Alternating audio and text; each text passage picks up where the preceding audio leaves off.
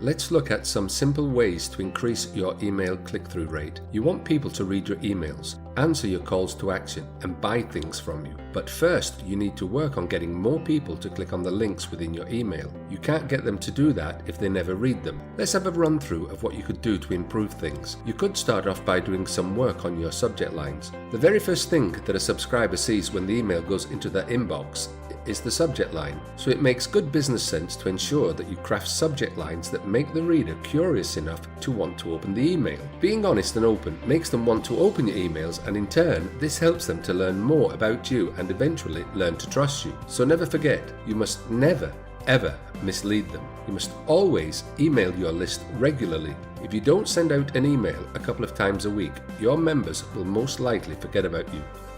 Then, when you send emails, they'll think it's spam. Since you don't want that to happen, send them something a couple of times a week. Or, at a bare minimum, at least once a week. Never send emails for the sake of sending emails, and when you do, only send relevant information.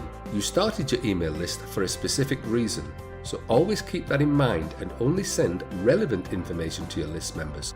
If you send things outside of the niche, your subscribers will get confused and start ignoring your emails, and they will ultimately unsubscribe from your list.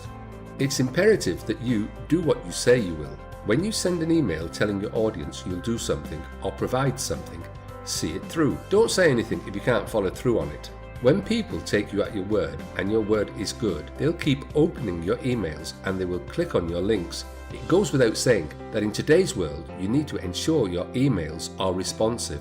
More and more people check their emails on their mobile devices. That means if you really want to improve click-through rates and your email isn't responsive, the first thing you should do is find another autoresponder and a better template so that every email you send works well in email.